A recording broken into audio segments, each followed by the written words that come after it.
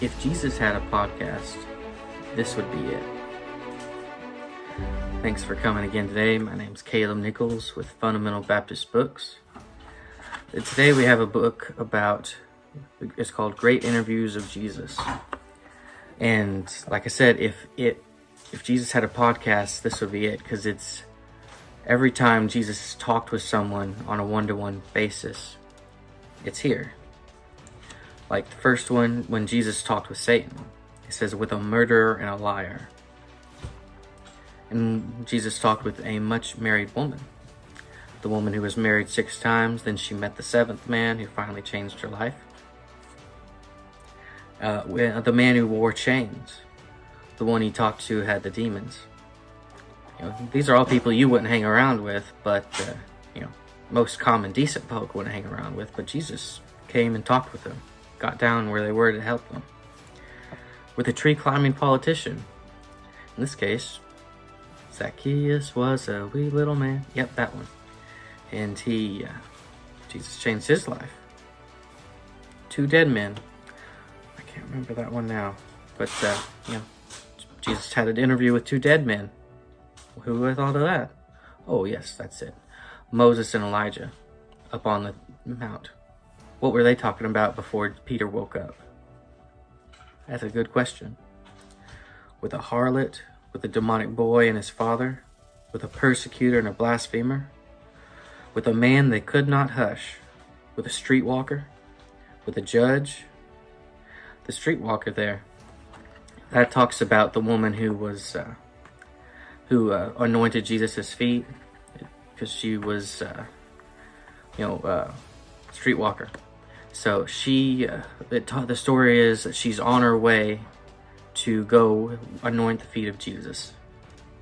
But on her way, she meets one of her old lovers, a man who could have done good for her in this world.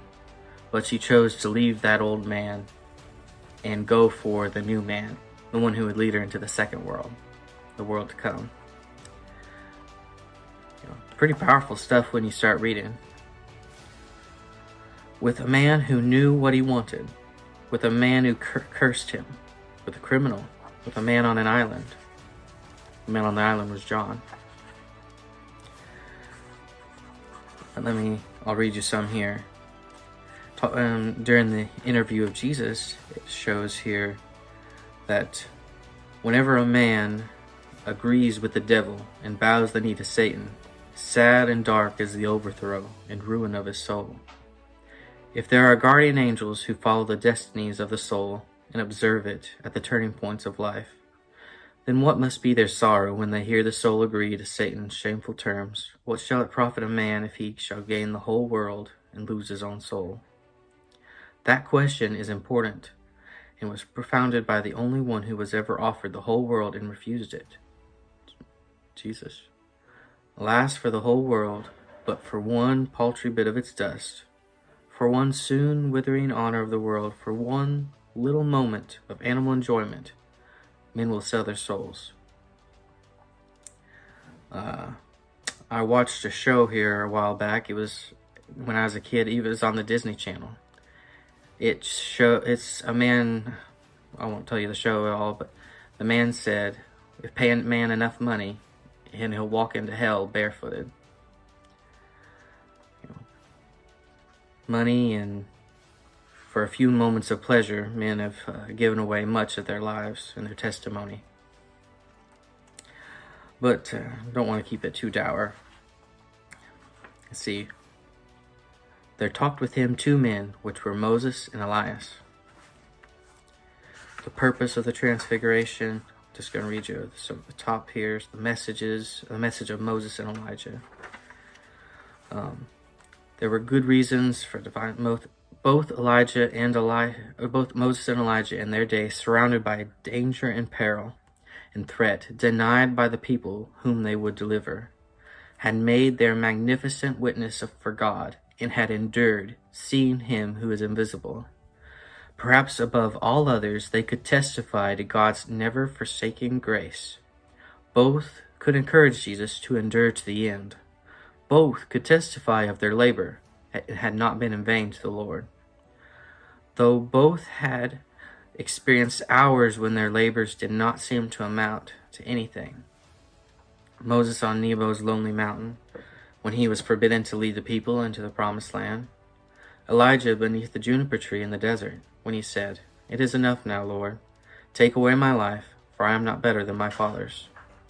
Both these men could testify to Jesus that God's way is always best. Moses could tell him how he prayed eagerly and vainly as he thought to be permitted into the promised land. But now, Moses was standing on the Mount of Transfiguration